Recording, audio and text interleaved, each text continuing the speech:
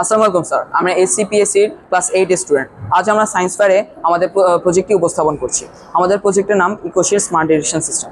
Sir, আমাদের project file.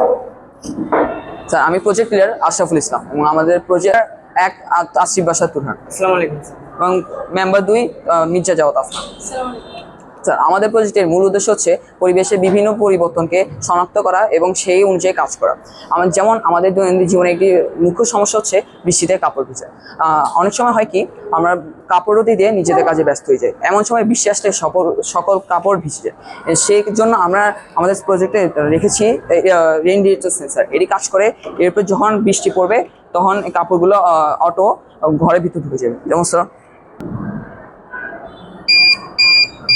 এভাবে কাপড় বন্ধ হয়ে যাবে এবং যখন বৃষ্টি চলে যাবে, যখন এটি শুকিয়ে যাবে, স্যার কাপড় আবার আগের জায়গায় চলে আসবে। এবং আমাদের জীবনে আরেকটি বড় সমস্যা হচ্ছে ভূমিকম্প। এর কারণে প্রাণ হারাচ্ছে হাজার হাজার মানুষ এবং সেই ভূমিকম্পের কারণে আমরা টের পাই না। অনেক সময় অনেকে স্লো ওয়েভ স্লিপে থাকে, যার কারণে তাদেরকে ভূমিকম্পের কম্পনের কারণে তারা ঘুম হয় না। এই কারণে আমাদের প্রজেক্টে রয়েছে আর্থকুইক সেন্সার। এর কারণে যখন আর্থকুইকের স্লো ওয়েভ আসবে তখন এটি বাজারের মাধ্যমে আমাদের সবকে অ্যালার্ট করে দেবে। যেমন স্যার,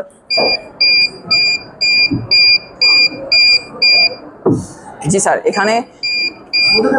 এখানে ঘর কাঁপার সাথে সাথে বাজার অন হয়েছে। যারা ঘুমে থাকবে তাদেরকে সহজে এবং খুব দ্রুত ঘুম থেকে ভাঙিয়ে তুলবে। এবং আমাদের পৃথিবীতে বৈশ্বিক উষ্ণায়নের মাত্রা দিন দিন বৃদ্ধি পাচ্ছে, যার কারণে গরমে প্রাণ হারছে অনেক হাজার হাজার মানুষ। এবং আমাদের ঘরের তাপমাত্রা যাতে স্টেবল থাকে এবং বৃদ্ধি না পায়, তার কারণে আমাদের প্রজেক্টে রয়েছে টেম্পারেচার ডিটেক্টর সেন্সার। যখন ঘরের তাপমাত্রা 40 ডিগ্রি বা 35 ডিগ্রি উপরে চলে যাবে তখন ঘরের ভিতরে সকল ফ্যান অটো অন হয়ে যাবে।